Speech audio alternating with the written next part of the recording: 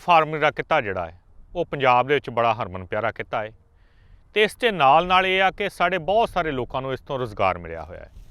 तो dairy farming के किते विच जिहड़ा उत्पाद आ साडे कोल वो सब तो पहला उत्पाद आउंदा दुध का। दुध साडे वास्ते वो वस्त आ जिहड़ा साडे जीवन के पहले दिन तो लैके साडे जीवन के अखीर तक जिहड़ा साडे नाल जुड़िया रहिंदा है।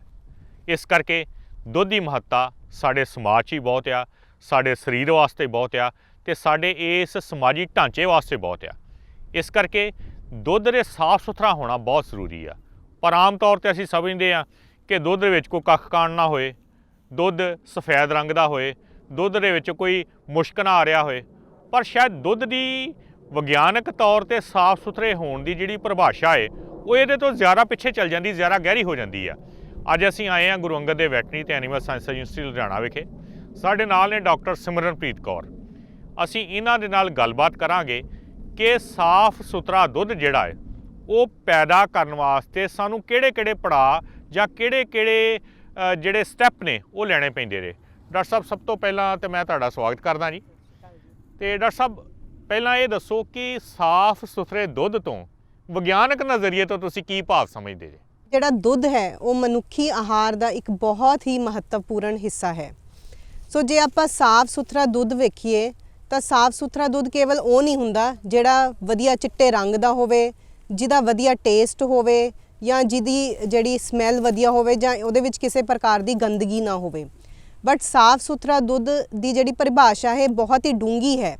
ਸੋ ਸਾਫ਼ ਸੁਥਰੇ ਦੁੱਧ ਤੋਂ ਭਾਵ ਹੈ ਉਹ ਦੁੱਧ ਜਿਹੜਾ ਕਿ ਸਾਫ਼ ਸੁਥਰੇ ਤੰਦਰੁਸਤ ਦੁਧਾਰੂ ਪਸ਼ੂ ਤੋਂ ਸਾਫ਼ ਸੁਥਰੇ ਭਾਂਡਿਆਂ ਵਿੱਚ ਕੱਢਿਆ ਗਿਆ ਹੋਵੇ ਅਤੇ ਜਿਸ ਵਿੱਚ ਕਿਸੇ ਵੀ ਕਿਸਮ ਦੀ ਗੰਦਗੀ, ਮੱਖੀ, ਮੱਛਰ, ਤੂੜੀ, ਗੋਹਾ ਨਾ ਹੋਵੇ ਅਤੇ ਸਭ ਤੋਂ ਅਹਿਮ ਗੱਲ ਜਿਸ ਵਿੱਚ ਕਿਸੇ ਵੀ ਤਰ੍ਹਾਂ ਦੇ ਰਸਾਇਣਿਕ ਪਦਾਰਥਾਂ ਦੀ ਰਹਿੰਦ ਖੂੰਹਦ ਨਾ ਹੋਵੇ, ਕਿਸੇ ਵੀ ਤਰ੍ਹਾਂ ਦੇ ਕੋਈ ਜ਼ਹਿਰੀਲੇ ਤੱਤ ਨਾ ਹੋਣ ਅਤੇ ਇਹ ਦੁੱਧ ਵਧੀਆ ਗੁਣਵੰਤਾ ਵਾਲਾ ਹੁੰਦਾ ਹੈ। ਡਾਕਟਰ ਸਿਮਰਨ ਜੀ ਜਿਵੇਂ ਤੁਸੀਂ ਦੱਸਿਆ ਕਿ ਸਾਫ਼ ਸੁਥਰੇ ਦੁੱਧ ਦਾ ਭਾਵ ਕੀ ਹੈ, ਨਾਲ ਦੇ ਨਾਲ ਇਹ ਗੱਲ ਵੀ ਆ ਜਾਂਦੀ ਕਿ ਸਾਡਾ ਉਪਭੋਗੀ ਜਿਹੜਾ ਹੈ ਉਹਨੂੰ ਜਦੋਂ ਤੱਕ ਇਹ ਨਹੀਂ ਸਮਝ ਲੱਗਦੀ ਕਿ ਇਸ ਦੁੱਧ ਸਾਫ਼ ਸੁਥਰੇ ਦੇ ਨਾਲ ਕਿਹੜਾ ਮਹੱਤਵ ਜਿਹੜਾ ਜੁੜਿਆ ਹੋਇਆ ਹੈ ਕਿ ਉਹਦੀ ਸਿਹਤ ਸੰਬੰਧੀ ਕੋਈ ਉਹਦੀਆਂ ਸਰੀਰਕ ਲੋੜਾਂ ਸੰਬੰਧੀ ਜਾਂ ਕਾਹਦੇ ਨਾਲ ਜਿਹੜਾ ਵਾ ਉਹਨੂੰ ਲੱਗੇ ਕਿ ਇਹ ਬਹੁਤ ਮਹੱਤਵਪੂਰਨ ਹੈ ਕਿ ਦੁੱਧ ਜਿਹੜਾ ਸਾਫ਼ ਸੁਥਰਾ ਹੀ ਹੋਣਾ ਚਾਹੀਦਾ। ਜੀ ਆਪਾਂ ਗੱਲ ਕਰਾਂਗੇ ਅੱਜ ਸਾਫ਼ ਸੁਥਰੇ ਦੁੱਧ ਉਤਪਾਦਨ ਦੇ ਨੁਸਖਿਆਂ ਦਾ। ਬਟ ਉਸ ਤੋਂ ਪਹਿਲਾਂ ਮੈਂ ਆਪਣੇ ਪਸ਼ੂ ਪਾਲਕ ਵੀਰਾਂ ਸਾਹਮਣੇ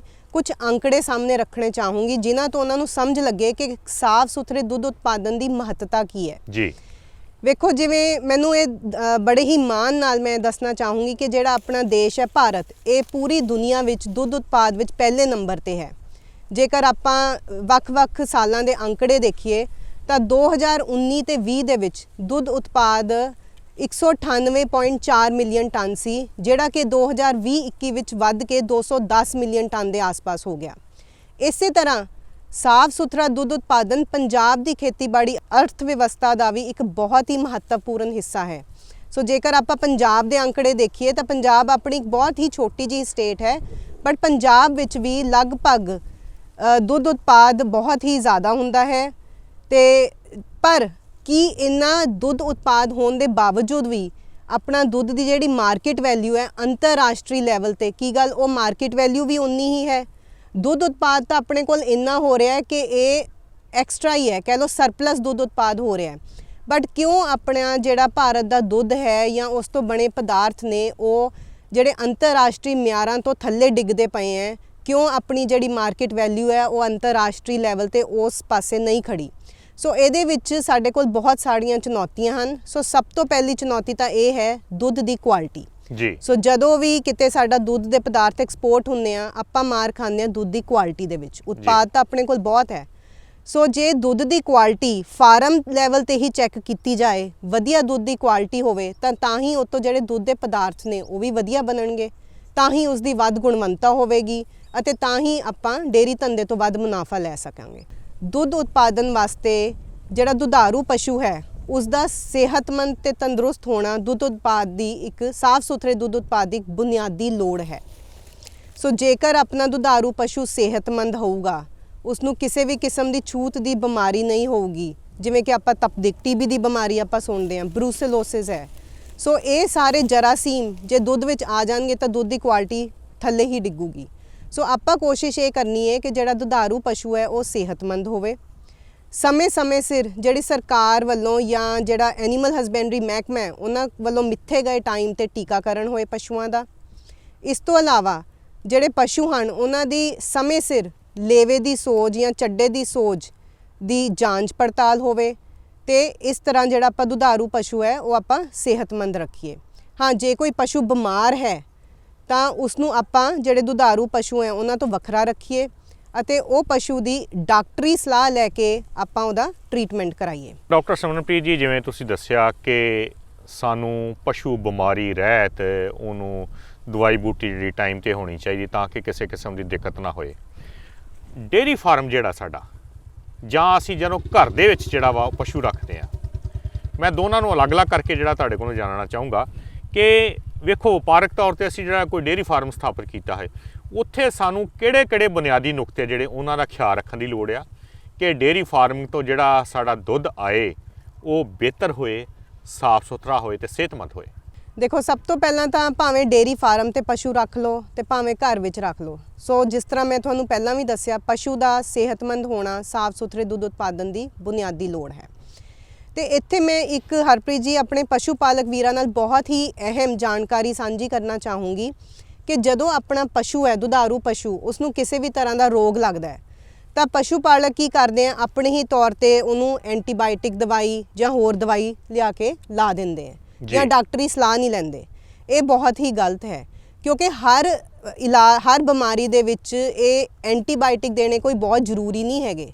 ਸੋ ਆਪਾਂ ਡਾਕਟਰੀ ਸਲਾਹ ਲੈ ਕੇ ਜੋ ਡਾਕਟਰ ਜਿਵੇਂ ਕਹਿੰਦਾ ਹੈ, ਜਿਹੜੀ ਐਂਟੀਬਾਇਓਟਿਕ ਦਵਾਈ ਦੇਣੀ ਹੈ, ਜਿੰਨੀ ਡੋਜ਼ ਵਿੱਚ ਦੇਣੀ ਹੈ, ਜਿੰਨੇ ਮਿੱਥੇ ਸਮੇਂ ਵਿੱਚ ਲਈ ਦੇਣੀ ਹੈ ਤੇ ਜਿੰਨੀ ਮਾਤਰਾ ਵਿੱਚ ਦੇਣੀ ਹੈ, ਇਹ ਡਾਕਟਰ ਨੂੰ ਸੋਚਣ ਦਿਓ ਤੇ ਡਾਕਟਰੀ ਸਲਾਹ ਦੇ ਮੁਤਾਬਕ ਕਰੋ। ਕਿਉਂਕਿ ਜਦੋਂ ਆਪਾਂ ਆਪਣੇ ਤੌਰ ਤੇ ਐਂਟੀਬਾਇਓਟਿਕ ਦਵਾਈ ਦਿੰਦੇ ਆ ਤਾਂ ਜਿਹੜੇ ਵੀ ਉਹ ਐਂਟੀਬਾਇਓਟਿਕ ਤਾਂ ਇੱਕ ਰਸਾਇਣ ਨੇ, ਸੋ ਉਹ ਰਸਾਇਣਾਂ ਦੀ ਜਿਹੜੀ ਰਹਿੰਦ ਖੂੰਹਦ ਹੈ ਉਹ ਸਾਰੀ ਹੀ ਦੁੱਧ ਦੇ ਵਿੱਚ ਨਿਕਲਦੀ ਹੈ। ਪਸ਼ੂ ਦਾ ਮਲ, ਮੂਤਰ, ਦੁੱਧ ਸਾਰੇ ਚੀਜ਼ਾਂ ਵਿੱਚ ਹੀ ਉਹ ਜਿਹੜੇ ਕੈਮੀਕਲ ਪਦਾਰਥ ਨੇ, ਰਸਾਇਣਿਕ ਰਹਿੰਦ ਖੂੰਹਦ ਉਹ ਨਿਕਲਦੀ ਹੈ। ਸੋ ਇਹੋ ਜਿਹਾ ਦੁੱਧ ਜਦੋਂ ਆਪਾਂ ਆਪਣੇ ਬਜ਼ੁਰਗਾਂ ਨੂੰ ਦਿੰਦੇ ਆ, ਆਪਣੇ ਜਵਾਕਾਂ ਨੂੰ ਦਿੰਦੇ ਆ ਜਾਂ ਆਪਾਂ ਖੁਦ ਸੇਵਨ ਕਰਦੇ ਆ ਤਾਂ ਇਹ ਸਿਹਤ ਤੇ ਬਹੁਤ ਮਾੜਾ ਪ੍ਰਭਾਵ ਪਾਉਂਦੇ ਆ। ਆਪਾਂ ਸਾਰੇ ਹੀ ਕੈਮੀਕਲ ਆਪ ਪੀਂਦੇ ਪਏ ਆ। ਨੰਬਰ 2, ਜਿਹੜੀ ਆਪਣੀ ਬਾਡੀ ਦੀ, ਸਰੀਰ ਦੀ ਇਮਿਊਨਿਟੀ ਪ੍ਰਤੀਰੋਧਕ ਸ਼ਕਤੀ ਹੈ ਬਿਮਾਰੀਆਂ ਤੋਂ ਬਚਣ ਵਾਸਤੇ, ਉਸ ਤੇ ਵੀ ਇਸ ਦਾ ਮਾੜਾ ਪ੍ਰਭਾਵ ਪੈਂਦਾ ਹੈ। ਇੱਕ ਹੋਰ ਚੀਜ਼ ਮੈਂ ਸਾਂਝੀ ਕਰਨੀ ਚਾਹੂੰਗੀ ਕਿ ਜਦੋਂ ਆਪਾਂ ਇਹ ਦਵਾਈਆਂ ਦਿੰਦੇ ਆ, ਠੀਕ ਹੈ, ਜਿੰਨੇ ਵੀ ਮਿੱਥੇ ਸਮੇਂ ਲਈ ਡਾਕਟਰ ਨੇ ਕਿਹਾ ਉਨੀ ਦੇਰ ਲਈ ਦਿਓ, 3 ਦਿਨ 5 ਦਿਨ, ਉਸ ਤੋਂ ਬਾਅਦ ਘੱਟੋ ਘੱਟ 2 ਦਿਨਾਂ ਵਾਸਤੇ ਉਸ ਦੁੱਧ ਦਾ ਸੇਵਨ ਨਾ ਕਰੋ ਕਿਉਂਕਿ 48 ਘੰਟਿਆਂ ਲਈ ਉਹ ਜਿਹੜੇ ਰਸਾਇਣ ਨੇ ਉਹ ਦੁੱਧ ਦੇ ਵਿੱਚ ਨਿਕਲਦੇ ਰਹਿੰਦੇ ਆ ਤੇ ਆਪਣੀ ਸਿਹਤ ਤੇ ਮਾੜਾ ਪ੍ਰਭਾਵ ਪੈਂਦਾ ਹੈ। ਜੇ ਤੁਸੀਂ ਐਂਟੀਬਾਇਓਟਿਕ ਡਾਕਟਰ ਦੇ ਮਿੱਥੇ ਸਮੇਂ ਤੋਂ ਘੱਟ ਦਿੰਦੇ ਹੋ, ਫਿਰ ਕੀ ਹੁੰਦਾ, ਜਿਹੜੇ ਜਰਾਸੀਮਾਂ ਨੂੰ ਮਾਰਨ ਵਾਸਤੇ ਆਪਾਂ ਦਵਾਈ ਦੇ ਰਹੇ ਹਾਂ ਉਹ ਪੂਰੇ ਤਰੀਕੇ ਨਾਲ ਮਰਦੇ ਨਹੀਂ, ਉਹ ਹੋਰ ਸਟਰੋਂਗ ਹੋ ਕੇ ਸਗੋਂ ਬਣਦੇ ਆ ਤੇ ਇਹਨੂੰ ਅਸੀਂ ਐਂਟੀਬਾਇਓਟਿਕ ਰੈਜ਼ਿਸਟੈਂਟ ਨਾਮ ਦੀ ਇੱਕ ਮਹਾਮਾਰੀ ਦੇ ਨਾਮ ਨਾਲ ਅਸੀਂ ਜਾਣਦੇ ਹਾਂ। ਸੋ ਜਿਵੇਂ ਆਪਣੇ ਕਰੋਨਾ ਦੀ ਮਹਾਮਾਰੀ ਆਈ ਸੀ, ਸੋ ਇਹ ਸਮਾਂ ਬਹੁਤ ਦੂਰ ਨਹੀਂ ਹੈ ਜਦੋਂ ਐਂਟੀਬਾਇਓਟਿਕ ਰੈਜ਼ਿਸਟੈਂਟ ਵਰਗੀ ਮਹਾਮਾਰੀ ਵੀ ਆਊਗੀ। ਸੋ ਸਰਲ ਭਾਸ਼ਾ 'ਚ ਉਹੋ ਜਿਹੀ ਸਿਚੁਏਸ਼ਨ ਹੋਏਗੀ ਜਦੋਂ ਕਿਸੇ ਵੀ ਤਰ੍ਹਾਂ ਦੀ ਕੋਈ ਐਂਟੀਬਾਇਓਟਿਕ ਦਵਾਈ ਜਰਾਸੀਮਾਂ ਤੇ ਕੰਮ ਨਹੀਂ ਕਰੂਗੀ ਜੀ। ਸੋ ਮੇਰੀ ਬੇਨਤੀ ਹੈ ਆਪਣੇ ਪਸ਼ੂ ਪਾਲਕ ਵੀਰਾਂ ਨਾਲ ਕਿ ਜਦੋਂ ਵੀ ਪਸ਼ੂ ਕੋਈ ਬਿਮਾਰ ਹੁੰਦਾ ਹੈ ਤਾਂ ਡਾਕਟਰੀ ਸਲਾਹ ਨਾਲ ਜਿਹੜੀ ਡਾਕਟਰ ਕਹਿੰਦਾ ਦਵਾਈ ਉਹਨੇ ਮਿੱਥੇ ਸਮੇਂ ਲਈ ਉਨੀ ਹੀ ਡੋਜ਼ ਵਿੱਚ ਦਿਓ ਜੀ। ਡਾਕਟਰ ਸਿਮਰਨ ਜੀ, ਵੇਖੋ ਬੜੀ ਮਹੱਤਵਪੂਰਨ ਗੱਲ ਕੀਤੀ ਤੁਸੀਂ ਕਿ ਸਾਨੂੰ ਆਪਣੇ ਤੌਰ ਤੇ ਜਿਹੜੇ ਆ ਓੜ-ਪੋੜ ਕਰਕੇ ਜਾਂ ਕਿਸੇ ਕੋਲੋਂ ਪੁੱਛ ਕੇ ਵੀ ਭਾਈ ਮੈਂ ਆਹ ਦਵਾਈ ਦਿੱਤੀ ਸੀ, ਤੂੰ ਵੀ ਇਹ ਦੇ ਦੇ, ਥੋੜ੍ਹੀ ਜਿਹੀ ਕੈੜੀ ਕਰਕੇ ਦੇਣੀ, ਗੋਲੀ ਹੋਰ ਇੱਕ ਵੱਧ ਦੇ ਦੀ, ਕਿ ਇਹੋ ਜਿਹਾ ਨਹੀਂ ਕਰਨਾ ਚਾਹੀਦਾ ਕਿਉਂਕਿ ਦੁੱਧ ਜਿਹੜਾ ਹੈ ਉਹ ਸਾਡੇ ਰੋਜ਼ਮਰਾ ਦੇ ਜੀਵਨ ਦਾ ਹਿੱਸਾ ਹੈ। ਇਸ ਕਰਕੇ ਉਹਨੇ ਸਾਡੇ ਤੇ ਬਹੁਤ ਪ੍ਰਭਾਵ ਪਾਉਣਾ ਹੈ ਤੇ ਸਾਨੂੰ ਸਦਾ ਜਿਹੜਾ ਇਸ ਗੱਲ ਦਾ ਖਿਆਲ ਰੱਖਣਾ ਚਾਹੀਦਾ ਕਿ ਅਸੀਂ ਜੋ ਵੀ ਦਵਾਈਆਂ ਵਰਤਣੀਆਂ, ਜੋ ਵੀ ਉਹਨਾਂ ਦਾ ਪ੍ਰਭਾਵ ਪੈਣਾ ਹੈ ਉਹ ਸਾਡੇ ਸਰੀਰ ਤੇ ਆਉਣਾ ਹੈ, ਸਾਡੇ ਬੱਚਿਆਂ ਤੇ ਆਉਣਾ। ਹੁਣ ਡਾਕਟਰ ਸਿਮਰਨ ਜੀ, ਜਦੋਂ ਅਸੀਂ ਡੇਅਰੀ ਫਾਰਮ ਦੇ ਉੱਤੇ ਕਿਸੇ ਤਰੀਕੇ ਦੇ ਨਾਲ ਵੀ ਜਿਹੜਾ ਵਾ ਉਹ ਆਪਣੇ ਪਸ਼ੂ ਪਾਲੇ ਹੋਏ ਨੇ ਤਾਂ ਉਦੋਂ ਵੇਖੋ ਸਾਡਾ ਸਾਰਾ ਪ੍ਰਬੰਧ ਜਿਹੜਾ ਹੈ ਉਹ ਇੱਕ ਤਰੀਕੇ ਨਾਲ ਜਦੋਂ ਅਸੀਂ ਬੱਚੇ ਲੈਂਦੇ ਆ ਪਸ਼ੂਆਂ ਦੇ, ਉਹਦੇ ਤੋਂ ਸ਼ੁਰੂ ਹੋ ਕੇ ਬੱਚੇ ਵੱਡੇ ਹੋਣ ਤੱਕ ਤਾਂ ਮੁੜ ਕੇ ਜਦੋਂ ਉਹਨੇ ਪਹਿਲੇ ਸੂਏ ਦੁੱਧ ਦੇਣਾ ਸ਼ੁਰੂ ਕਰਨਾ, ਉੱਥੋਂ ਹੀ ਇਹ ਸਾਰਾ ਸਿਲਸਿਲਾ ਸ਼ੁਰੂ ਹੋ ਜਾਂਦਾ। ਬਿਲਕੁਲ। ਉਸ ਪੱਖ ਤੋਂ ਤੁਸੀਂ ਦੱਸੋ ਕਿ ਕੀ ਸਾਨੂੰ ਕੋਈ ਪਸ਼ੂਆਂ ਦੀ ਨਸਲ, ਕੋਈ ਚੋਣ, ਉਹਦੇ ਵਿੱਚ ਇਹੋ ਜਿਹਾ ਖਿਆਲ ਰੱਖਣ ਦੀ ਲੋੜ ਪੈਂਦੀ ਹੈ ਜੀ? ਦੇਖੋ ਜੀ, ਪਸ਼ੂਆਂ ਦੀ ਜਿੱਥੋਂ ਤੱਕ ਨਸਲ ਦੀ ਗੱਲ ਹੈ ਤਾਂ ਉਹ ਤਾਂ ਜਿਹੜੀ ਵੀ ਪੰਜਾਬ ਵਿੱਚ ਨਸਲ ਹੈ, ਆਪਣੇ ਪਸ਼ੂ ਬਹੁਤ ਵਧੀਆ ਨੇ, ਭਾਵੇਂ ਦੇਸੀ ਗਾਵਾਂ ਲੈ ਲਓ ਤੇ ਭਾਵੇਂ ਵਲੈਤੀ ਲੈ ਲਓ ਤੇ ਭਾਵੇਂ ਦੋਗਲੀਆਂ ਲੈ ਲਓ। ਬਟ ਜਿਹੜਾ ਸਾਫ਼ ਸੁਥਰੇ ਦੁੱਧ ਉਤਪਾਦ ਵਿੱਚ ਜਿਹੜੀ ਗੱਲ ਦਾ ਫਰਕ ਪੈਂਦਾ ਉਹ ਹੈ ਸੁਚੱਜੀ ਚੁਆਈ ਦਾ ਪ੍ਰਬੰਧ ਜੀ। ਸੋ ਕਿਸ ਤਰ੍ਹਾਂ ਆਪਾਂ ਨੂੰ ਚੁਆਈ ਕਰਨੀ ਚਾਹੀਦੀ ਹੈ, ਕੀ ਉਹਦੇ ਨੁਸਖੇ ਹਨ, ਉਹ ਮੈਂ ਤੁਹਾਡੇ ਨਾਲ ਸਾਂਝੇ ਕਰਨਾ ਚਾਹੂੰਗੀ। ਸੋ ਸਭ ਤੋਂ ਪਹਿਲਾਂ ਤਾਂ ਜਿਹੜਾ ਆਪਣਾ ਚੁਆਈ ਵਾਲਾ ਖੇਤਰ ਹੈ ਉਹ ਬਿਲਕੁਲ ਸਾਫ਼ ਸੁਥਰਾ ਹੋਣਾ ਚਾਹੀਦਾ ਹੈ ਜੀ। ਆਸ-ਪਾਸ ਜਿਹੜਾ ਵਾਤਾਵਰਣ ਹੈ ਉਹ ਹਵਾਦਾਰ ਹੋਏ, ਤਣਾਅ ਮੁਕਤ ਹੋਏ, ਹਨਾ। ਅਤੇ ਜਦੋਂ ਆਪਾਂ ਚੁਆਈ ਸ਼ੁਰੂ ਕਰਨੀ ਹੈ ਤਾਂ ਫਰਸ਼ ਸਾਰਾ ਸਾਫ਼ ਕੀਤਾ ਹੋਏ ਤੇ ਉਸ ਤੋਂ ਬਾਅਦ ਆਪਾਂ ਫਿਰ ਜਿਹੜਾ ਪਸ਼ੂ ਹੈ ਉਸ ਨੂੰ ਚੰਗੀ ਤਰ੍ਹਾਂ ਨਵਾ ਕੇ, ਹਾਂ ਜੇ ਤੁਸੀਂ ਪੂਰੇ ਪਸ਼ੂ ਨੂੰ ਨਹੀਂ ਸਾਫ਼ ਕਰ ਸਕਦੇ ਤਾਂ ਇਹ ਜ਼ਰੂਰ ਲਾਜ਼ਮੀ ਬਣਾਓ ਕਿ ਪਸ਼ੂ ਦੀਆਂ ਪਿਛਲੀਆਂ ਲੱਤਾਂ ਅਤੇ ਪੂੰਛ ਚੰਗੀ ਤਰ੍ਹਾਂ ਸਾਫ਼ ਕਰਕੇ ਤੇ ਫਿਰ ਲੇਵੇ ਨੂੰ ਸਾਫ਼ ਕਰੋ। ਸੋ ਜਦੋਂ ਆਪਾਂ ਸਾਰਾ ਕੁਝ ਸਾਫ਼ ਕਰ ਲਿਆ, ਫਿਰ ਚੰਗੀ ਤਰ੍ਹਾਂ ਜਿਹੜਾ ਚੱਡਾ ਹੈ ਉਸ ਨੂੰ ਲਾਲ ਦਵਾਈ ਦਾ ਘੋਲ ਬਣਾ ਕੇ ਉਹਦੇ ਨਾਲ ਧੋਵੋ ਅਤੇ ਇੱਕ ਸਾਫ਼ ਕੱਪੜੇ ਨਾਲ ਉਹਨੂੰ ਪੂੰਝ ਲਵੋ। ਇੱਥੇ ਇੱਕ ਚੀਜ਼ ਹੋਰ ਤੁਸੀਂ ਲਾਜ਼ਮੀ ਬਣਾਓ ਕਿ ਪਹਿਲਾਂ ਆਪਾਂ ਸਿਹਤਮੰਦ ਦੁਧਾਰੂ ਪਸ਼ੂਆਂ ਦੀ ਚੁਆਈ ਕਰਨੀ ਹੈ ਤੇ ਬਾਅਦ ਵਿੱਚ ਆਪਾਂ ਬਿਮਾਰ ਪਸ਼ੂਆਂ ਦੀ ਕਰਨੀ ਹੈ। ਉਹਨਾਂ ਦਾ ਦੁੱਧ ਮਿਕਸ ਨਹੀਂ ਕਰਨਾ। ਸੋ ਸਭ ਤੋਂ ਪਹਿਲਾਂ ਤਾਂ ਆਪਾਂ ਚੱਡੇ ਨੂੰ ਚੰਗੀ ਤਰ੍ਹਾਂ ਸਾਫ਼ ਕਰਕੇ ਫਿਰ ਚੁਆਈ ਸ਼ੁਰੂ ਕਰਨੀ ਹੈ ਤੇ ਜਿਹੜੀਆਂ ਪਹਿਲੀਆਂ ਧਾਰਾਂ ਨੇ, ਇਹ ਹੁਣ ਨੋਟ ਕਰ ਲਓ, ਪਹਿਲੀਆਂ ਧਾਰਾਂ ਨੂੰ ਆਪਾਂ ਬਾਕੀ ਦੇ ਦੁੱਧ ਵਿੱਚ ਮਿਕਸ ਨਹੀਂ ਕਰਨਾ, ਕਿਉਂਕਿ ਪਹਿਲੀਆਂ ਧਾਰਾਂ ਵਿੱਚ ਜਿਹੜੇ ਜਰਾਸੀਮ ਹੁੰਦੇ ਉਹ ਵੱਧ ਕੁਆਂਟੀਟੀ ਦੇ ਵਿੱਚ ਹੁੰਦੇ, ਉਹ ਵੱਧ ਹੁੰਦੇ, ਥੋੜੇ ਵੱਧ ਮਾਤਰਾ। ਸੋ ਪਹਿਲੀਆਂ ਧਾਰਾਂ ਨੂੰ ਚੋ ਕੇ ਉਹਨਾਂ ਨੂੰ ਸੁੱਟ ਦਿਓ, ਬਾਕੀ ਦੇ ਦੁੱਧ ਵਿੱਚ ਮਿਕਸ ਨਾ ਕਰੋ। ਤੇ ਉਸ ਤੋਂ ਇਲਾਵਾ ਪਹਿਲੀਆਂ ਧਾਰਾਂ ਵਿੱਚ ਹੀ ਆਪਾਂ ਨੂੰ ਪਤਾ ਲੱਗ ਜਾਂਦਾ ਕਿ ਕਿਸੇ ਤਰ੍ਹਾਂ ਦੀ ਕੋਈ ਛਿੱਦੀ ਹੋਵੇ, ਖੂਨ ਦੇ ਛਿੱਟੇ ਹੋਣ, ਤਾਂ ਜੇ ਇਹੋ ਜਿਹੀਆਂ ਚੀਜ਼ਾਂ ਹੋਏ ਤਾਂ ਫਿਰ ਲੇਵੇ ਦੀ ਸੋਜ ਹੋਣ ਦੇ ਚਾਂਸ ਹੋ ਸਕਦੇ ਆ, ਜਿਹਨੂੰ ਆਪਾਂ ਥਨੈਲਾ ਰੋਗ ਵੀ ਕਹਿੰਦੇ ਆ। ਫਿਰ ਪਸ਼ੂ ਦੀ ਚੰਗੀ ਤਰ੍ਹਾਂ ਡਾਕਟਰੀ ਸਲਾਹ ਲੈ ਕੇ ਜਾਂਚ ਕਰਾਓ। ਸੋ ਪਹਿਲੀਆਂ ਧਾਰਾਂ ਨੂੰ ਸੁੱਟ ਕੇ ਫਿਰ ਆਪਾਂ ਚੁਆਈ ਜਿਹੜੀ ਹੈ ਸੁਚੱਜੇ ਢੰਗ ਨਾਲ ਸ਼ੁਰੂ ਕਰਨੀ ਹੈ। ਹੁਣ ਜਦੋਂ ਆਪਾਂ ਚੁਆਈ ਸ਼ੁਰੂ ਕਰਨੀ ਹੈ ਤਾਂ ਚੁਆਈ ਸ਼ੁਰੂ ਕਰਨ ਵੇਲੇ ਵੀ ਆਪਾਂ ਪੂਰੇ ਹੱਥ ਨਾਲ ਚੁਆਈ ਕਰਨੀ ਹੈ। ਕਈ ਮੈਂ ਪਸ਼ੂ ਪਾਲਕ ਵੀਰ ਆਪਣੇ ਦੇਖਿਆ ਅੰਗੂਠਾ ਭੰਨ ਕੇ ਜਾਂ ਨੱਪ ਕੇ ਚੁਆਈ ਕਰਦੇ ਆ। ਸੋ ਇੰਜ ਕਰਨ ਨਾਲ ਕੀ ਹੁੰਦਾ ਹੈ, ਜਿਹੜਾ ਪਸ਼ੂ ਹੈ ਉਹਨੇ ਬੋਲ ਕੇ ਤਾਂ ਕਹਿਣਾ ਨਹੀਂ, ਬਟ ਉਹਦੇ ਜਿਹੜੇ ਥਣ ਨੇ ਉਹਨਾਂ ਦੇ ਅੰਦਰ ਜ਼ਖਮ ਹੋ ਜਾਂਦੇ ਆ। ਸੋ ਜਦੋਂ ਥਣਾਂ ਦੇ ਅੰਦਰ ਜ਼ਖਮ ਹੋ ਗਏ ਤਾਂ ਫਿਰ ਚੱਡੇ ਦੀ ਸੋਜ ਹੋਣ ਦੇ ਚਾਂਸ ਵੀ ਵੱਧ ਜਾਂਦੇ ਆ। ਸੋ ਚੁਆਈ ਪੂਰਨ ਤੌਰ ਤੇ ਕਰੋ, 6 ਤੋਂ 8 ਮਿੰਟਾਂ ਦੇ ਵਿੱਚ ਚੁਆਈ ਕਰ ਲੈਣੀ ਚਾਹੀਦੀ ਹੈ ਅਤੇ ਫਿਰ ਸਾਫ਼ ਸੁਥਰੇ ਭਾਂਡੇ ਦੇ ਵਿੱਚ ਦੁੱਧ ਨੂੰ ਰੱਖ ਲਓ। ਸੋ ਮੈਂ ਜਿਹੜਾ ਚੁਆਈ ਕਰਨ ਵਾਲਾ ਵਿਅਕਤੀ ਹੈ ਉਹਦੇ ਬਾਰੇ ਵੀ ਤੁਹਾਨੂੰ ਦੱਸਣਾ ਚਾਹੂੰਗੀ। ਜਿਹੜਾ ਆਪਣਾ ਕਾਮਾ ਹੈ ਜਾਂ ਜਿਹੜਾ ਚੁਆਈ ਕਰਦਾ ਹੈ, ਇਹ ਕੇਵਲ ਇਹ ਨਹੀਂ ਕਿ ਪਸ਼ੂ ਹੀ ਸਾਫ਼ ਹੋਵੇ, ਉਹ ਚੁਆਈ ਕਰਨ ਵਾਲੇ ਵਿਅਕਤੀ ਨੂੰ ਵੀ ਸਾਫ਼ ਸੁਥਰੇ ਕੱਪੜੇ ਪਾਣੇ ਚਾਹੀਦੇ ਹਨ। ਹੱਥ ਧੋ ਕੇ ਚੁਆਈ ਕਰੋ ਚੰਗੀ ਤਰ੍ਹਾਂ। ਹੁਣ ਇੱਥੇ ਇੱਕ ਅਸੀਂ ਗੱਲ ਕਹਿੰਦੇ ਆ ਕਿ ਚੱਡੇ ਨੂੰ ਵੀ ਧੋ ਲਓ ਤੇ ਹੱਥ ਵੀ ਧੋ ਲਓ, ਬਟ ਇਹਨਾਂ ਦੋਨਾਂ ਚੀਜ਼ਾਂ ਦਾ ਸੁਕਾਉਣਾ ਬਹੁਤ ਜ਼ਰੂਰੀ ਹੈ। ਅਸੀਂ ਇਹਨੂੰ ਸਾਇੰਸ ਦੀ ਪਰਿਭਾਸ਼ਾ 'ਚ ਕਹਿੰਦੇ ਆ ਵੈਟ ਮਿਲਕਿੰਗ, ਵੀ ਗਿੱਲੇ ਹੱਥਾਂ ਨਾਲ ਜਾਂ ਗਿੱਲੇ ਚੱਡੇ ਨਾਲ ਚੁਆਈ ਨਹੀਂ ਕਰਨੀ ਚਾਹੀਦੀ, ਵੈਟ ਮਿਲਕਿੰਗ ਨਹੀਂ ਕਰਨੀ ਚਾਹੀਦੀ, ਕਿਉਂਕਿ ਇਹਦੇ ਨਾਲ ਵੀ ਕੀ ਹੁੰਦਾ, ਜਿਹੜੀਆਂ ਪਾਣੀ ਦੀਆਂ ਬੂੰਦਾਂ ਉਹ ਆਪਣੇ ਦੁੱਧ ਵਿੱਚ ਡਿੱਗਦੀਆਂ ਤੇ ਹੋ ਸਕਦਾ ਉਹਨਾਂ ਦੇ ਵਿੱਚ ਵੀ ਜਰਾਸੀਮ ਹੋਣ। ਸੋ ਚੰਗੀ ਤਰ੍ਹਾਂ ਚੱਡੇ ਨੂੰ ਹੱਥ ਸੁਕਾ ਕੇ ਮਾਲਿਸ਼ ਕਰਕੇ ਕੁਦਰਤੀ ਤਰੀਕੇ ਨਾਲ ਚੁਆਈ ਕਰਨੀ ਚਾਹੀਦੀ ਹੈ। ਕਿਸੇ ਵੀ ਪ੍ਰਕਾਰ ਦਾ ਟੀਕਾ ਲਾ ਕੇ ਨਹੀਂ ਦੁੱਧ ਲਹਾਉਣਾ ਚਾਹੀਦਾ। ਸੋ ਕੁਦਰਤੀ ਤਰੀਕੇ ਨਾਲ ਚੁਆਈ ਕਰੋ। ਜਿਹੜਾ ਕੰਮ ਹੈ ਚੁਆਈ ਕਰਨ ਵਾਲਾ, ਉਹਦੇ 9 ਕੱਟੇ ਹੋਣੇ ਚਾਹੀਦੇ ਹਨ ਤਾਂ ਕਿ ਥਣਾਂ ਤੇ ਜ਼ਖਮ ਨਾ ਹੋ ਸਕੇ। ਸਾਫ਼ ਸੁਥਰੇ ਕੱਪੜੇ ਪਾਏ ਹੋਣੇ ਚਾਹੀਦੇ ਹਨ। ਤਾਂ ਇੱਥੋਂ ਤੱਕ ਕਿ ਭੈੜੀਆਂ ਆਦਤਾਂ ਜਿਵੇਂ ਖੰਘਣਾ, ਛਿੱਕਣਾ, ਥੁੱਕਣਾ, ਤੰਬਾਕੂ ਦਾ ਸੇਵਨ ਕਰਨਾ, ਇਹ ਸਾਰੀਆਂ ਚੀਜ਼ਾਂ, ਇੱਥੋਂ ਤੱਕ ਕਿ ਬੋਲਣ ਤੋਂ ਵੀ ਚੁਆਈ ਵੇਲੇ ਪਰਹੇਜ਼ ਕਰਨਾ ਚਾਹੀਦਾ ਹੈ। ਹਾਂਜੀ ਡਾਕਟਰ ਸਿਮਰਨ, ਇਹ ਆਪਾਂ ਬੜੇ ਸੁਚੱਜੇ ਤਰੀਕੇ ਨਾਲ ਜਿਹੜੀ ਚੁਆਈ ਦੀ ਗੱਲ ਕਰ ਰਹੇ ਸਾਂ।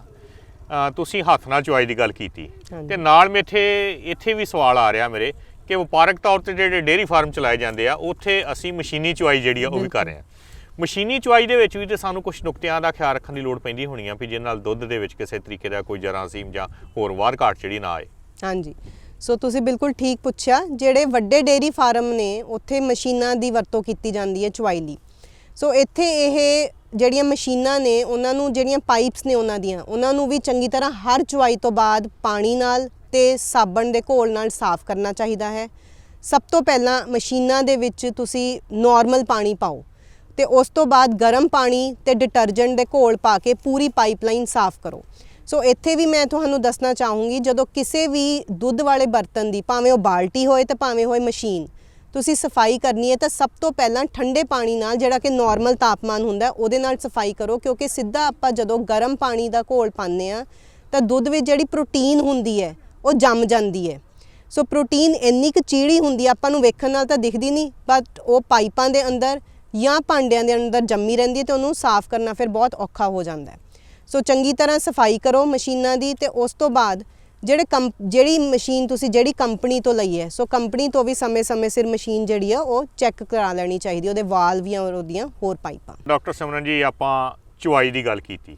ਹਾਂਜੀ, ਚੁਆਈ ਤੋਂ ਅਗਲਾ ਜਿਹੜਾ ਵਾ ਉਹ ਸਾਡਾ ਪੜਾਅ ਆ ਜਾਂਦਾ ਹੈ ਕਿ ਅਸੀਂ ਦੁੱਧ ਨੂੰ ਸੰਭਾਲਣਾ ਵੀ ਆ ਤੇ ਨਾਲ ਦੇ ਨਾਲ ਇਹ ਆ ਕਿ ਪਸ਼ੂ ਦੀ ਵੀ ਜਿਹੜੀ ਉਹ ਖਿਆਲ ਰੱਖਣਾ ਕਿ ਅੱਗੇ ਵਾਸਤੇ ਜਿਹੜਾ ਦੁੱਧ ਲੈਣਾ ਉਹਦੇ ਵਾਸਤੇ ਵੀ ਸਾਫ਼ ਸਫਾਈ ਜਾਂ ਉਹਨੂੰ ਕਿਸੇ ਤਰੀਕੇ ਦੀ ਪਰੇਸ਼ਾਨੀ ਨਾ ਆਏ। ਹਾਂਜੀ, ਦੁੱਧ ਦੀ ਚੁਆਈ ਤੋਂ ਬਾਅਦ ਜਿਹੜਾ ਉਹ ਸਾਨੂੰ ਕਿਹੜੀਆਂ ਗੱਲਾਂ ਦਾ ਖਿਆਲ ਰੱਖਣ ਦੀ ਲੋੜ ਪੈਂਦੀ ਹੈ? ਹਾਂਜੀ, ਦੇਖੋ ਦੁੱਧ ਦੀ ਚੁਆਈ ਆਪਾਂ ਕਰ ਲਈ। ਸੋ ਦੁੱਧ ਦੀ ਚੁਆਈ ਤੋਂ ਕਰਨ ਤੋਂ ਬਾਅਦ ਵੀ ਬਹੁਤ ਇੰਪੋਰਟੈਂਟ ਅਮਲ ਹਨ। ਸਭ ਤੋਂ ਪਹਿਲਾਂ ਤਾਂ ਜਿਹੜਾ ਦੁਧਾਰੂ ਪਸ਼ੂ ਹੈ ਉਹਨੂੰ ਆਪਾਂ ਚੁਆਈ ਹੋਣ ਤੋਂ ਬਾਅਦ ਘੱਟੋ ਘੱਟ ਅੱਧਾ ਘੰਟਾ ਬੈਠਣ ਨਹੀਂ ਦੇਣਾ, ਕਿਉਂਕਿ ਇਹ ਉਹੀ ਸਮਾਂ ਜਿਸ ਦੌਰਾਨ ਜਿਹੜਾ ਥਣ ਉਹਨਾਂ ਦੇ ਸੁਰਾਖ ਖੁੱਲੇ ਰਹਿੰਦੇ ਹਨ। ਸੋ ਥਣਾਂ ਦੇ ਖੁੱਲੇ ਹੋਏ ਸੁਰਾਖ 'ਚੋਂ ਜਦੋਂ ਪਸ਼ੂ ਬਹਿ ਜਾਂਦਾ ਹੈ ਫਿਰ ਉਦੋਂ ਵੀ ਜਿਹੜੀ ਬੈਕਟੀਰੀਆ ਜਾਂ ਇਨਫੈਕਸ਼ਨ ਹੈ ਜਾਂ ਹੋਰ ਜਰਾਸੀਮ ਹੈ ਉਹ ਥਣਾਂ ਵਿੱਚ ਜਾ ਕੇ ਥਨੈਲਾ ਰੋਗ ਕਰ ਸਕਦੇ ਹਨ। ਸੋ ਘੱਟੋ ਘੱਟ ਅੱਧਾ ਘੰਟਾ ਪਸ਼ੂ ਨੂੰ ਬੈਠਣ ਨਾ ਦਿਓ। ਉਸ ਟਾਈਮ ਤੇ ਪਸ਼ੂ ਨੂੰ ਹਰਾ ਚਾਰਾ ਦੇ ਦਿਓ। ਤੇ ਜਿਸ ਤਰ੍ਹਾਂ ਮੈਂ ਤੁਹਾਡੇ ਨਾਲ ਪਹਿਲਾਂ ਗੱਲ ਕੀਤੀ ਸੀ ਕਿ ਚੁਆਈ ਸ਼ੁਰੂ ਹੋਣ ਤੋਂ ਪਹਿਲਾਂ ਲਾਲ ਦਵਾਈ ਨਾਲ ਚੱਡੇ ਨੂੰ ਸਾਫ਼ ਕਰਨਾ ਚਾਹੀਦਾ ਹੈ, ਉਸੇ ਤਰ੍ਹਾਂ ਚੁਆਈ ਕਰਨ ਤੋਂ ਬਾਅਦ ਵੀ ਇੱਕ ਡਿਪ ਕੋਲ ਆਉਂਦਾ ਹੈ। ਸੋ ਉਹ ਡਿਪ ਕੋਲ ਜਾਂ ਥਣ ਡੋਬਾ ਆਪਾਂ ਉਹਨੂੰ ਕਹਿ ਦਿੰਦੇ ਹਾਂ, ਉਹ ਥਣ ਡੋਬੇ ਦੀ ਵਰਤੋਂ ਕਰੋ। ਸੋ ਇਹ ਆਪਣੇ ਜਿਹੜੀਆਂ ਦੁਕਾਨਾਂ ਨੇ ਉਹਨਾਂ ਤੋਂ ਵੀ ਥਣ ਡੋਬੇ ਮਿਲ ਜਾਂਦੇ ਆ, ਜਾਂ ਤੁਸੀਂ ਸਿੰਪਲ ਆਪਣੇ ਫਾਰਮ ਤੇ ਬੀਟਾਡੀਨ ਤੇ ਗਲਿਸਰੀਨ ਦਾ ਘੋਲ ਬਣਾ ਕੇ ਉਹ ਤੁਸੀਂ ਥਣ ਡੋਬੇ ਦੀ ਤਰ੍ਹਾਂ ਵਰਤੋਂ ਕਰ ਸਕਦੇ ਹੋ। ਸੋ ਘੱਟੋ ਘੱਟ ਹਰ ਥਣ ਨੂੰ 1 ਮਿੰਟ ਉਸ ਥਣ ਡੋਬੇ ਵਿੱਚ ਇੱਕ ਮੱਗ ਦੇ ਵਿੱਚ ਪਾ ਲਓ ਤੁਸੀਂ ਬੀਟਾਡੀਨ ਤੇ ਗਲਿਸਰੀਨ ਦਾ ਘੋਲ, ਉਹਦੇ ਵਿੱਚ ਥਣਾਂ ਨੂੰ ਡੋਬ ਕੇ ਰੱਖੋ ਤੇ ਇਸ ਤਰ੍ਹਾਂ ਜਰਾਸੀਮ ਜਿਹੜੇ ਹਨ ਜਾਂ ਬੈਕਟੀਰੀਆ ਜਿਹੜੇ ਹਨ ਉਹਨਾਂ ਦੀ ਸੰਖਿਆ ਕਾਫੀ ਘਟ ਸਕਦੀ ਹੈ। ਸੋ ਇਸ ਤੋਂ ਉਪਰੰਤ ਜਿਹੜਾ ਦੁੱਧ ਹੈ, ਦੁੱਧ ਦੇਖੋ ਇੱਕ ਇਹੋ ਜਿਹਾ ਮਾਧਿਅਮ ਹੈ ਜਿਹਦੇ ਵਿੱਚ ਪ੍ਰੋਟੀਨ ਲੈ ਲਓ, ਚਰਬੀ ਲੈ ਲਓ, ਕਾਰਬੋਹਾਈਡਰੇਟ, ਵਿਟਾਮਿਨ ਲੈ ਲਓ ਜਾਂ ਮਿਨਰਲ ਲੈ ਲਓ, ਇਹ ਬੜੀ ਹੀ ਵਧੀਆ ਮਾਤਰਾ ਵਿੱਚ ਹੁੰਦੇ ਹਨ, ਤਾਂ ਹੀ ਆਪਾਂ ਦੁੱਧ ਨੂੰ ਪੂਰਨ ਖੁਰਾਕ ਕਹਿੰਦੇ ਹਾਂ। ਸੋ ਇਹਦੇ ਕਰਕੇ ਹੀ ਦੁੱਧ ਵਿੱਚ ਜਿਹੜੇ ਜਰਾਸੀਮ ਨੇ ਉਹ ਬਹੁਤ ਛੇਤੀ ਪ੍ਰਫੁੱਲਿਤ ਵੀ ਹੁੰਦੇ ਹਨ। ਸੋ ਚੁਆਈ ਕਰਨ ਤੋਂ ਇੱਕਦਮ ਬਾਅਦ ਦੁੱਧ ਨੂੰ ਛੇਤੀ ਤੋਂ ਛੇਤੀ ਠੰਡਾ ਕਰ ਦੇਣਾ ਚਾਹੀਦਾ ਹੈ। ਘੱਟੋ ਘੱਟ 10 ਡਿਗਰੀ ਤੇ ਤੁਸੀਂ ਜੇ ਘਰ ਦੁੱਧ ਨੂੰ ਰੱਖ ਰਹੇ ਹੋ ਤਾਂ ਵੀ 10 ਡਿਗਰੀ ਤੇ ਠੰਡਾ ਕਰ ਦਿਓ।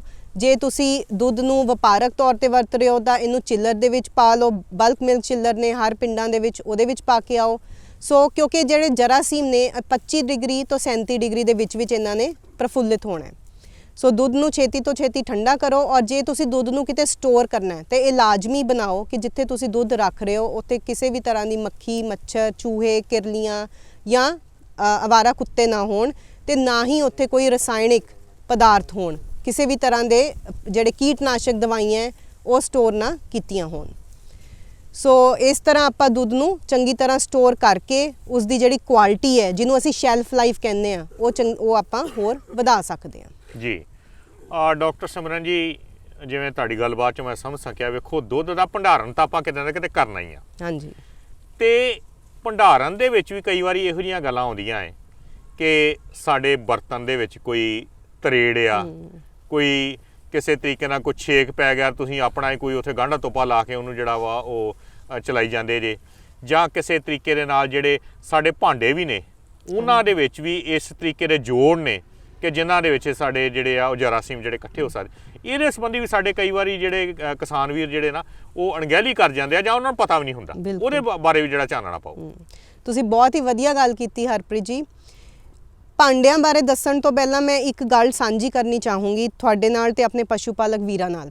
ਅਸੀਂ ਇੱਕ ਛੋਟਾ ਜਿਹਾ ਪ੍ਰਯੋਗ ਕੀਤਾ ਆਪਣੀ ਪ੍ਰਯੋਗਸ਼ਾਲਾ ਦੇ ਵਿੱਚ ਕਿ ਅਸੀਂ ਦੁਧਾਰੂ ਪਸ਼ੂਆਂ ਤੋਂ ਦੁੱਧ ਦੇ ਸੈਂਪਲ ਲਏ ਜੀ, ਤੇ ਜਦੋਂ ਚੁਆਈ ਪੂਰੀ ਹੋ ਗਈ ਅਸੀਂ ਉਹੀ ਦੁੱਧ ਦੇ ਸੈਂਪਲ ਫਿਰ ਬਾਲਟੀਆਂ 'ਚੋਂ ਲਏ ਤੇ ਫਿਰ ਆਪਣੀ ਲੈਬੋਰੇਟਰੀ ਵਿੱਚ ਆ ਕੇ, ਪ੍ਰਯੋਗਸ਼ਾਲਾ ਵਿੱਚ ਆ ਕੇ ਜਰਾਸੀਮਾਂ ਦੀ ਗਿਣਤੀ ਕੀਤੀ ਤੇ ਤੁਸੀਂ ਹੈਰਾਨ ਹੋ ਜਾਓਗੇ ਦੇਖ ਕੇ ਕਿ ਦੁਧਾਰੂ ਪਸ਼ੂ ਤੋਂ ਜਿਹੜੇ ਦੁੱਧ ਦੇ ਸੈਂਪਲ ਸੀ ਉਹ ਬਹੁਤ ਹੀ ਵਧੀਆ ਕੁਆਲਿਟੀ ਦੇ ਸੀਗੇ। ਜਿਹੜੇ ਸਿੱਧੇ ਤੁਸੀਂ ਬਿਲਕੁਲ, ਜਿਹੜੇ ਸਿੱਧੇ ਆਪਾਂ ਧਾਰਾਂ ਚੋਂ ਹੀ ਆ।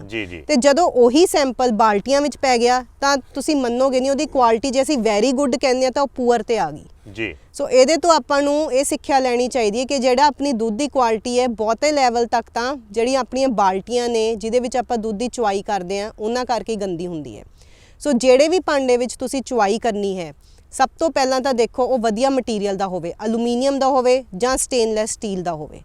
ਉਸ ਤੋਂ ਬਾਅਦ ਉਹ ਬਾਲਟੀ ਤੇ ਘੱਟੋ ਘੱਟ ਜੋੜ ਹੋਣ ਜਾਂ ਬਿਨਾਂ ਜੋੜ ਤੋਂ ਹੋਵੇ, ਕਿਉਂਕਿ ਜਿੱਥੇ ਵੀ ਉਹ ਜੋੜ ਹੁੰਦਾ ਹੈ ਆਪਾਂ ਨੂੰ ਵਿਖਦਾ ਨਹੀਂ, ਬਟ ਉੱਥੇ ਦੁੱਧ ਦੀ ਰਹਿੰਦ ਖੂੰਹਦ ਜਾ ਕੇ ਰਹਿ ਜਾਂਦੀ ਹੈ ਤੇ ਉੱਥੇ ਸਫਾਈ ਕਰਨਾ ਬਹੁਤ ਔਖਾ ਹੋ ਜਾਂਦਾ ਹੈ ਤੇ ਉੱਥੇ ਜਿਹੜੇ ਜਰਾਸੀਮ ਨੇ ਉਹ ਪ੍ਰਫੁੱਲਿਤ ਹੁੰਦੇ ਰਹਿੰਦੇ ਤੇ ਹੌਲੀ ਹੌਲੀ ਕਰਕੇ ਉਹ ਅੱਗੇ ਤੋਂ ਵੀ ਜਿਹੜੀ ਦੁੱਧ ਦੀ ਨੂੰ ਦੂਸ਼ਿਤ ਕਰਦੇ ਰਹਿੰਦੇ ਆ ਬਾਕੀ ਚੁਆਈਆਂ ਤੇ। ਸੋ ਚੁਆਈ ਕਰਨ ਤੋਂ ਬਾਅਦ ਚੰਗੀ ਤਰ੍ਹਾਂ ਠੰਡੇ ਪਾਣੀ ਨਾਲ, ਨਾਰਮਲ ਪਾਣੀ ਨਾਲ ਦੁੱਧ ਬਾਲਟੀਆਂ ਨੂੰ ਸਾਫ਼ ਕਰੋ, ਫਿਰ ਡਿਟਰਜੈਂਟ ਜਾਂ ਸਾਬਣ ਦੇ ਘੋਲ ਨਾਲ ਚੰਗੀ ਤਰ੍ਹਾਂ ਸਾਫ਼ ਕਰਕੇ, ਸਾਫ਼ ਪਾਣੀ 'ਚੋਂ ਜਾਂ ਐਂਟੀਸੈਪਟਿਕ ਘੋਲ ਨਾਲ ਉਹਨਾਂ ਨੂੰ ਸਾਫ਼ ਕਰਕੇ ਜਿਹੜੀ ਧੁੱਪੇ ਹੈ ਬਾਲਟੀਆਂ ਨੂੰ ਮੁੱਧੀਆਂ ਕਰਕੇ ਧੁੱਪੇ ਸੁਕਾਓ। ਸੋ ਸਭ ਤੋਂ ਵਧੀਆ ਐਂਟੀਸੈਪਟਿਕ ਜਿਹੜਾ ਕੁਦਰਤ ਨੇ ਆਪਾਂ ਨੂੰ ਦਿੱਤਾ ਹੈ ਉਹ ਹੈ ਜੀ ਧੁੱਪ।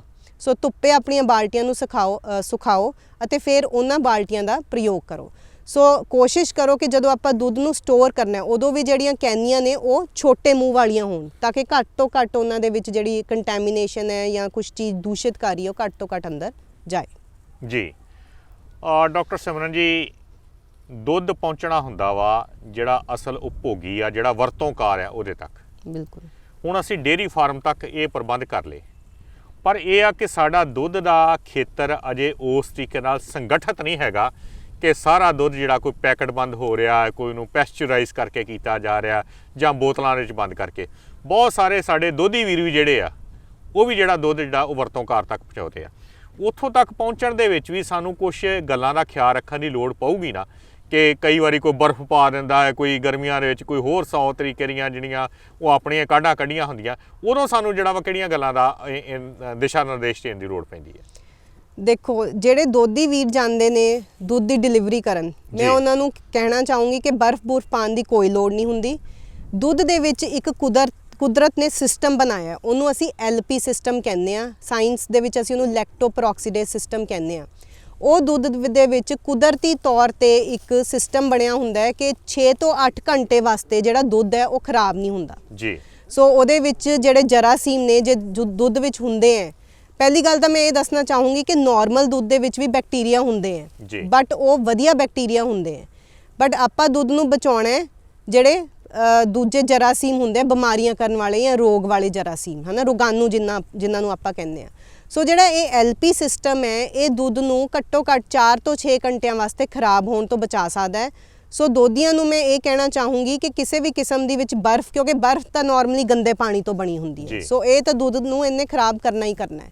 ਸੋ ਛੇਤੀ ਤੋਂ ਛੇਤੀ ਜਿੱਥੇ ਵੀ ਤੁਸੀਂ ਦੁੱਧ ਦੇਣਾ ਹੈ ਆਸ-ਪਾਸ ਦੇ ਘਰਾਂ ਵਿੱਚ ਉੱਥੇ ਦੇ ਦਿਓ, ਤੇ ਜਦੋਂ ਚੁਆਈ ਤੋਂ ਇਮੀਡੀਏਟਲੀ ਬਾਅਦ ਆਪਾਂ ਦੁੱਧ ਦਿੰਦੇ ਆ ਤਾਂ ਉਹ 3-4 ਘੰਟਿਆਂ ਲਈ ਉਹਦਾ ਕੁਝ ਨਹੀਂ ਹੁੰਦਾ।